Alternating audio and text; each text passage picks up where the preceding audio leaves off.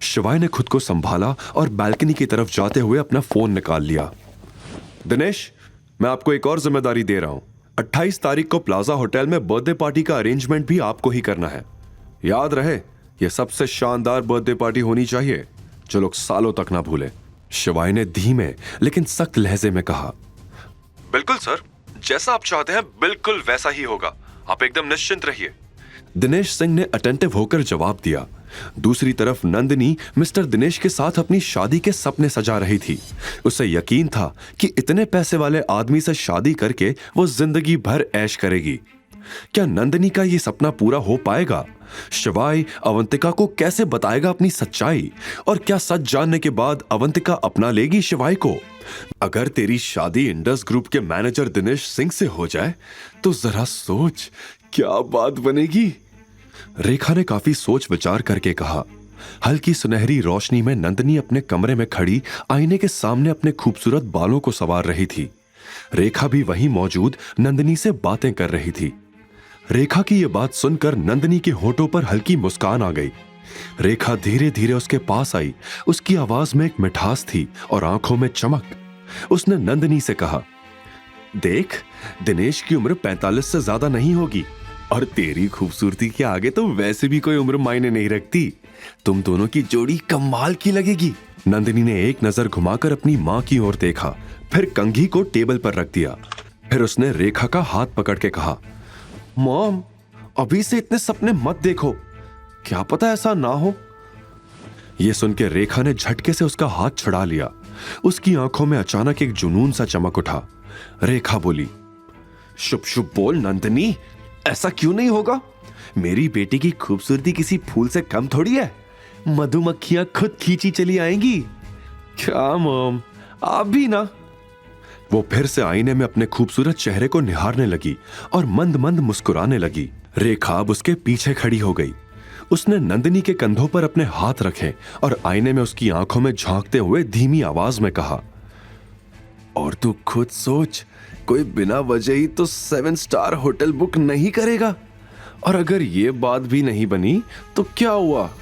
इंदौर शहर में अमीरों की कमी थोड़ी है। यहां नहीं तो कोई और सही।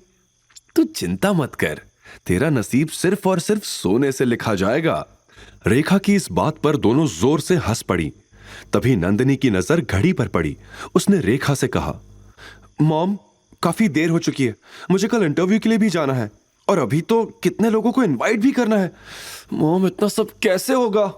नंदिनी ने झुंझलाते हुए कहा, लेकिन रेखा को जैसे इन सब की परवाह ही नहीं थी। वो बोली, अरे क्यों चिंता करती है, सब अच्छे से होगा। लेकिन तुझे इंटरव्यू क्यों देना है? हमारी कंपनी तो अभी है ना। क्या फायदा ऐसी कंपनी का जिसमें पैसे ही ना हो? मॉम, आप खुद ही सोचो, अगर मेरी नौकरी इंडस ग्रुप में लग गई तो मैं दिनेश के ज्यादा करीब रह सकूंगी, साथ ही पैसे मिलेंगे वो अलग। प्राउड ऑफ यू मेरी बेटी, अब तो ये नौकरी तुझे ही मिलेगी। और वैसे भी मैनेजर दिनेश तुझ पर लट्टू जो है। यह कहकर रेखा की हंसी निकल गई, लेकिन नंदिनी को अब और कुछ नहीं सुनना था। उसने बेड पर छलांग लगाई और ब्लैंकेट में घुसते हुए बोली, good night mom, lights off करके जाना। रेखा ने उसे कुछ देर तक देखा, फिर मुस्कुराने लगी। उसने नंदिनी को अब और परेशान करना जरूरी नहीं समझा। वो धीरे से कमरे से बाहर निकल गई। कमरे में अंधेरा छा चुका था, लेकिन नंदिनी की आंखें अब भी खुली हुई थी। वो रेखा के सामने शांत बनी रही, लेकिन उसके मन में भी लालच बढ़ता ही जा रहा था।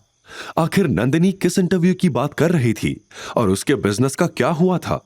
क्या चल रहा था नंदिनी के खुराफाती दिमाग में? सुबह की पहली किरण शिवाय के लिए जीत की तरह थी। उसकी सबसे बड़ी चाहत थी कि वो अवंतिका के साथ एक ही छत के नीचे रह सके, और आज वो सपना सच हो चुका था। इसी खुशी में सोफे पर लेटे लेटे शिवाय पूरी रात ख्यालों में खोया रहा और सुबह हो गई। फिर सुबह सूरज की पहली किरण के साथ शिवाय के मन में एक ख्याल आया, क्यों ना आज अवंतिका के लिए नाश्ता बनाया जाए। यह सोचते ही वो झट से किचन में पहुंच गया।